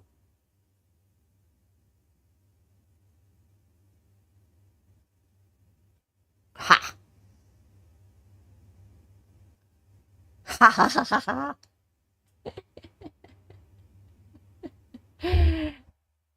Muddy the waters. Taint. The unknown male DNA samples police found inside and just outside the King Road home raised important questions about the investigation, Taylor told the court last month. That evidence, which she argued is material and exculpatory, meaning it supports Kohberger's claim of innocence, was deliberately kept from the judge ahead of her client's arrest. Yeah, well, if it's deliberate, then that holds up her argument. The information is not necessarily exculpatory for Kohberger, Hippler countered. Yeah, but he wasn't. Okay, so, I mean, I was really mad that day, and I was like, he's a tyrant, but then I got over it a bit, and I realized that, yeah, he was pretty tough on Jennings as well. And he was putting up arguments for everything, really. He should have argued with Nye about when Nye said flat out that there is no expectation of privacy when people put their DNA into these public databases. Really? Really? Come on now. Is that really Idaho's position? That's concerning. I'm surprised he didn't interrupt him then. But apart from that, yeah. yeah, this is Hippler's comment that made me doubt his ability to be unbiased. Yeah, he said some damning stuff, but then he also, with Jennings, he went kind of tough on Jennings as well. So I'm just not sure yet. Not sure yet. But the way he let Nye go on, and Nye said some pretty some things that really fly in the face of the Fourth Amendment, I think. And like, he knows the Fourth Amendment better than I do.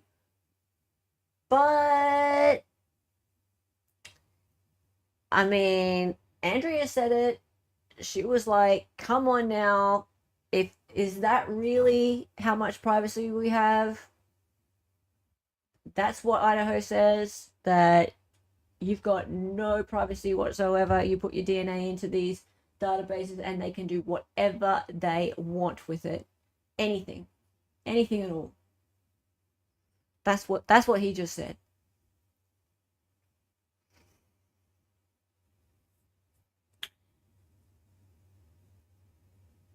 Okay, anyway, back to this. The information is not necessarily exculpatory for Kohberger, Hippler counted. Rather, it could suggest the possibility that other suspects were involved. That is exculpatory. Because the state has never, ever put forth that Kohberger has any cohorts. So, exculpatory. If you assume that the blood was related to the victims and not some earlier event in the house. Oh, right, okay. So, that's right, I remember this now. Okay, so, there's just blood on the handrail. And it's because people just bleed all over the place generally.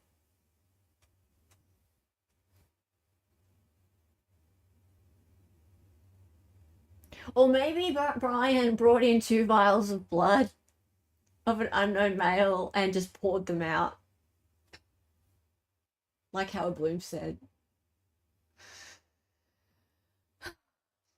Regardless of if the defense prevails in convincing Hippler to grant a Franks hearing or to suppress the other state evidence, it's likely that Kohberger's attorneys will use the unidentified blood DNA from the crime scene to try to muddy the waters at trial, to create reasonable doubt. How dare they? Boise criminal defense attorney Edwina Elcox told the Statesman in a phone interview, well, isn't she great? Well, but except that she's a defense attorney and we hate them. Grr. She's probably a narcissist too.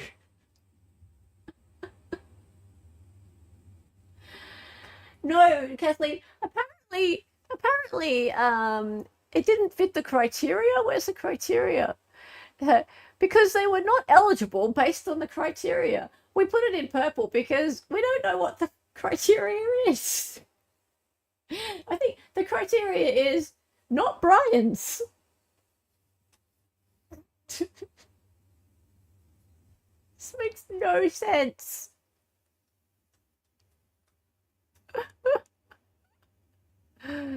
That evidence could be any variety of things. It could be something, or it could be a lot of things that are nothing, says Elcox.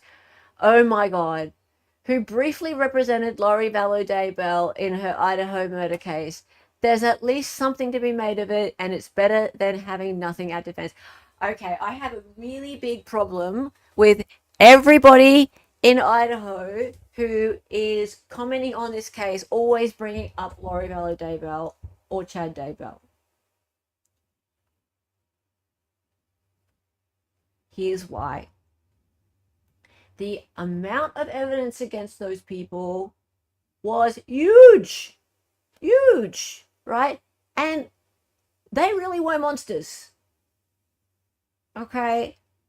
The case against those people was so different than against Mr. Kohberger, right? To breathe their names in the same sentence as Bryan Kohberger is just incomprehensible.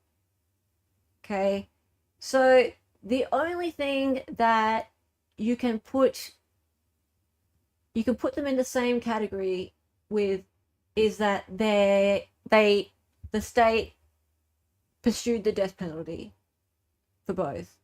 But unfortunately, when people hear Valo Daybell, they think of monsters. They think of these terrible, terrible criminals who brutally murdered some children and some adults too, right? And there was just no question, like, they were guilty, right? The evidence was just overwhelming. So when people think about Lori Vallow Daybell and Chad Daybell, like, the anger and emotion just builds up, right? And then to have their names brought up and then be talking about the Bryan Kohberger case, I feel like that is so prejudicial, right? So there is absolutely nothing like the amount of evidence against Bryan Kohberger as there was against Lori Vallow Daybell and Chad Daybell. They're just worlds apart, completely different cases. And I do not like the way, especially in Idaho, they keep bringing her up. And look, they've even got a photo. They keep bringing her up. They keep bringing Chad Daybell up in regard to this case. And Nate Eaton did it as well, because Nate Eaton, he's all over the Daybell case. That's his baby. He knows everything about that case, and he knows nothing better than how to throw stones at these obviously guilty people.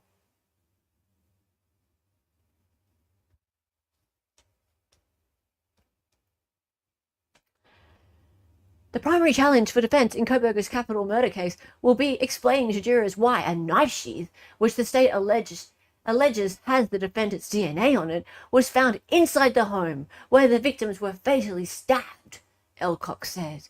That's the thing that squarely puts him there. No, it doesn't actually. It doesn't. Because he doesn't need to have been in that house. Just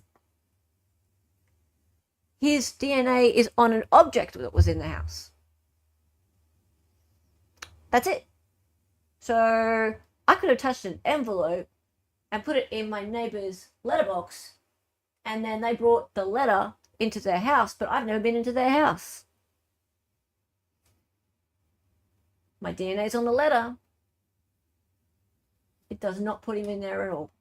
Absolutely. So Miss Edwina Elcock, sorry. Miss Edwina there, she doesn't understand touch DNA either. She should learn.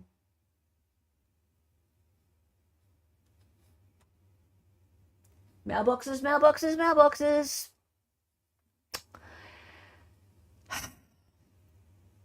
The ultimate question. Kohberger's public defense team has said on several occasions that he is innocent of the crimes for which he's accused. Taylor reiterated at last month's hearing that no connections exist between her client and the victims. In spite of the allegations, Kohberger has never been to the King Road home, she said. There you go. Police executed a search warrant at Kohberger's student apartment and sought a variety of evidence if found. That included all DNA evidence, which entailed any items of blood, body fluid, human tissue, skin cells, and hair. Initial analysis for presumptive chemical tests on a stained mattress cover and pillow taken from Kohberger's apartment came back positive for blood, records show. What?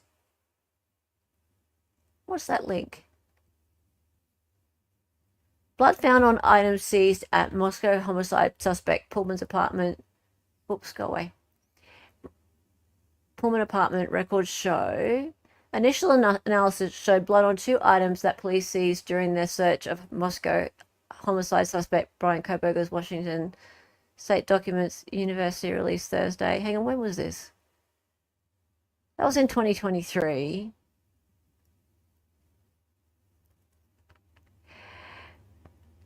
Testing of 50 items found in Kohberger's student apartment in Pullman, Washington, came back with at least trace amounts of blood or brown or reddish-stained bedding, according to an inventory list obtained by Idaho statesmen through a public records request. A mattress cover and uncased pillow each were positive for blood in the presumptive chemical tests. A dark red spot on the kitchen counter near the sink could not be tested, but was collected. They're not the victims. This is not the blood of the victims.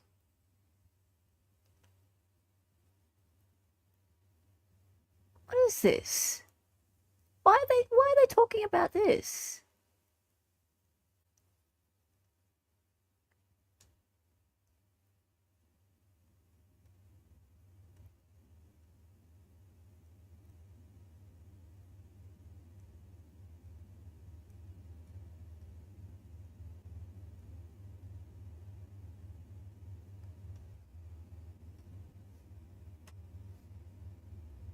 It's just his blood. I'm ignoring it, I'm just reading.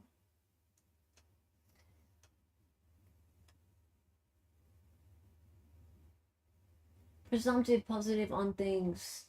They found blood on his pillow. Yeah.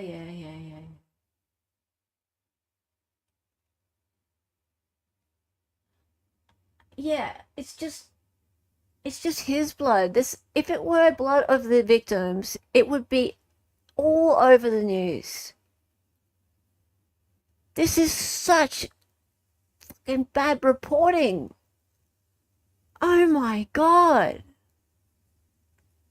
Oh, look, no, the reason I wanted to bring it up was because this is 2 years later.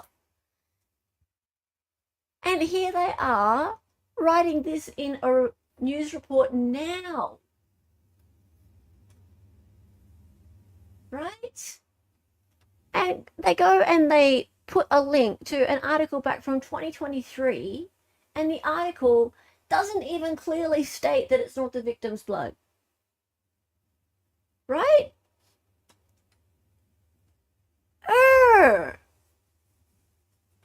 Guys, this is an Idaho publication. This is Jurataint. And this is current Jurataint. Current.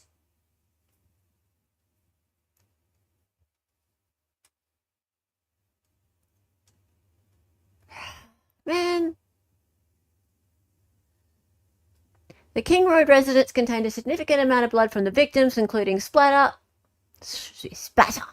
and cast-off, blood stain pattern resulting from blood drops released from an object due to motion, which, based on my training, makes it likely that this evidence was transferred to Kohberger's person, clothing, or shoes, Moscow Police Sergeant Dustin Blaker wrote in a sworn statement in the support of warrants, but none of what was seized related to the 4 victims, according to Kohberger's attorney.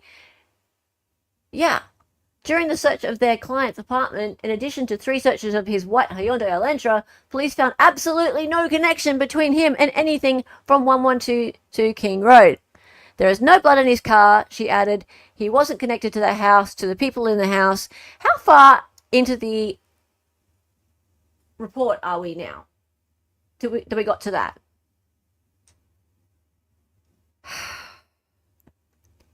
During their court-approved search, police pulled apart components, including the brake, gear shift, and key fob remote of Kohberger's car, Taylor said. Nothing tying Kohberger to the victims was found on his steering wheel either. Yeah, because you can't clean it up. If you had that much blood on you, it would have, like, seeped into the edges of the car, like, yeah, underneath the dash, into the, yeah, the brakes and everything. And they tore it apart and they couldn't find anything. Nothing.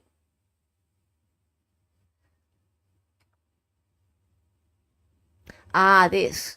Victim Kaylee Gonsalves owned a dog with her ex-boyfriend, and Moscow police found it in her 3rd floor bedroom when they arrived at the crime scene, according to the probable cause affidavit.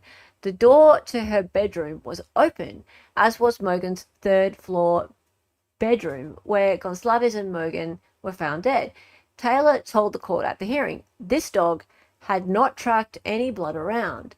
The dog had no blood on it whatsoever, but it was just sitting in an open room a day later. Police suspect Kohberger returned to his Pullman apartment after the violent knife attack. Okay, so you've just, like, completely glossed over the whole thing about the dog. There's something weird about the dog thing. Kaylee had an ex-boyfriend who now has the dog.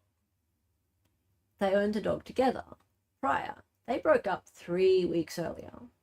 Apparently they were still supportive of one another. He was cleared, apparently.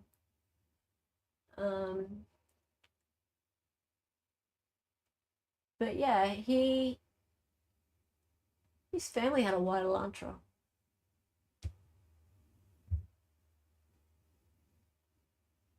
He took the dog.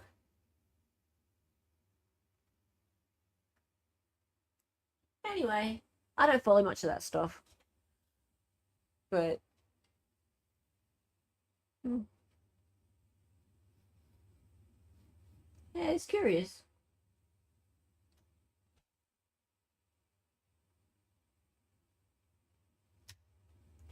Hey, it's Neil. How are you?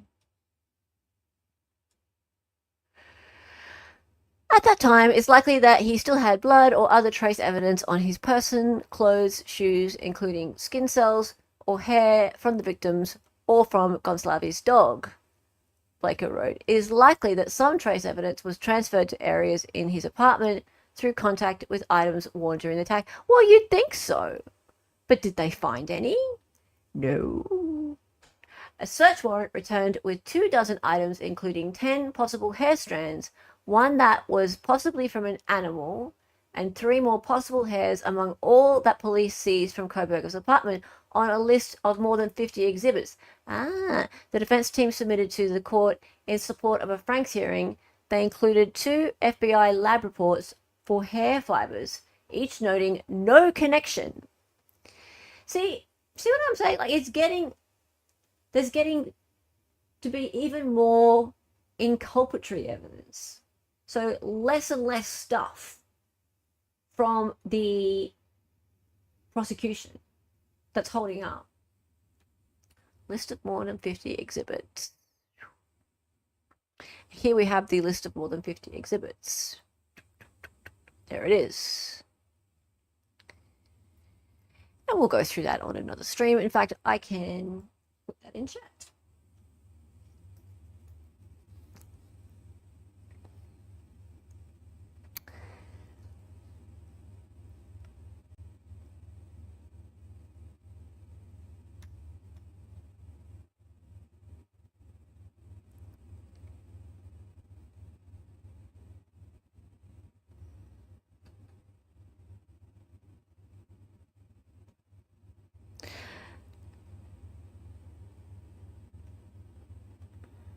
So how did a sheath from a fixed blade knife get there, and how did Bryan Kohberger's skin cells allegedly wind up on it if he was not involved? Taylor acknowledged that it is the most significant issue ahead at trial. I mean, that's the ultimate question.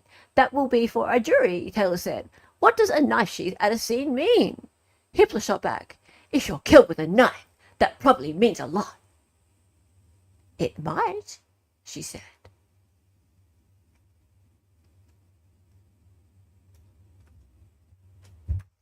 Okay, so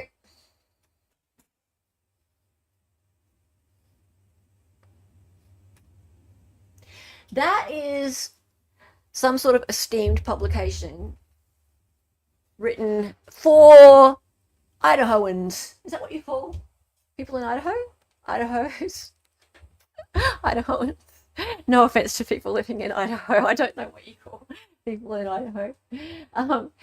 But it really bothers me that this is the narrative that's being fed to potential jurors.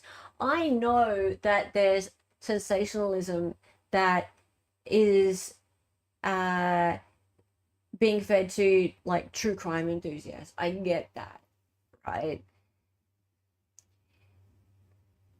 We live on drama. People who watch trials, people who follow court cases, I get it that there's a lot of people who just love all the drama. And so, of course, there's a market for all that stuff. But then there's people who live in the actual area who are going to get juror forms, and they're not following it day to day. But they hear and see these clips in the news. They might read an article every now and again like this, and this is the kind of information and the slant that's being put on it. And it bothers me that they're not getting the full story, or they're getting a story that is it's full of media plants. As far as I'm concerned, that Howard Bloom is a media plant. I feel that either knowingly or unknowingly, the father of Kaylee is a plant. I think that there's a lot of information that's been fed to him that is erroneous, and that his constant interaction with the media is something that has been planned by the state, by the prosecution. They're encouraging him to talk to the media a lot, and that's helping their case. And it's helping to influence the potential jurors. And that's a shame, because it's getting in the way of justice.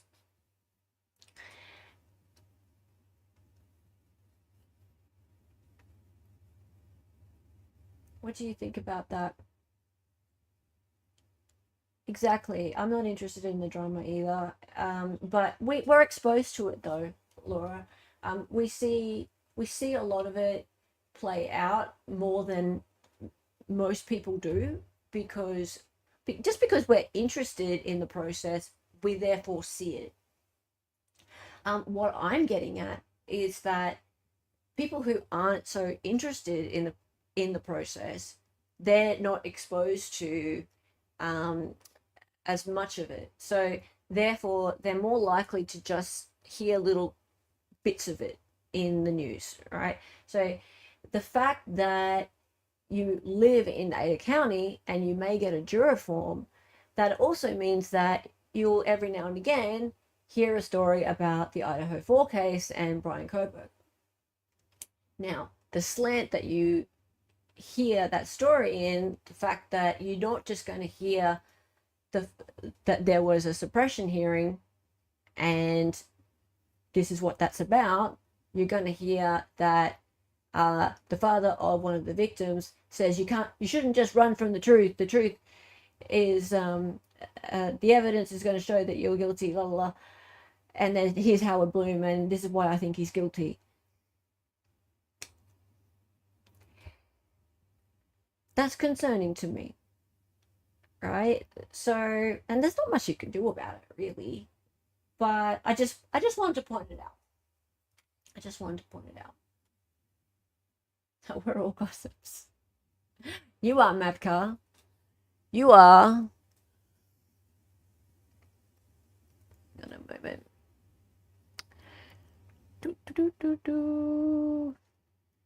Where is Sean? Sean said he was going to be streaming right now. Oh, he is.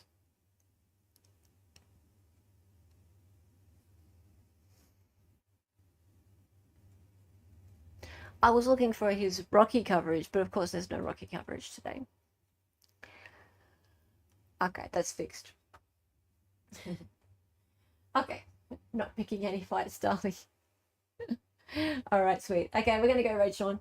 Thank you, everybody, and thank you, everyone on replay as well. Now, remember, I want to know about any Frank's cases that were successful, or just any that even made it to a Frank's hearing, but then any that were successful and search warrants were suppressed as a result. Really, really interested in that. And just, yeah, if you learned anything today about Frank's hearings, I'd appreciate that. Put your comments in the comment section. Please press like and subscribe, all that YouTube stuff, much appreciated. Cool. thank you, and I will give you an update when we have an update. Well, I'm really interested in finding out who those subpoenas are for as well. So thank you everyone for hanging out. Hey Twiz, my friend that is a defense attorney said she's had 2 in 20 years. Ah, thank you for that. I'd like to know what they were. I'm gonna look them up. Every Barnes case ever. Cool. It's time for the song, everybody. Make sure that you say hello, Ray, when you get over to Sean's. Doop-a-doop-a-doo. Her name was Ella. She was an Aussie. She was a fake lawyer from the future. She got on YouTube and made some live streams. The co-host is Donnie and she dances sometimes. The words are always so loud and because she's an 803. To be certain, excited utterance. Her cat is staring for me.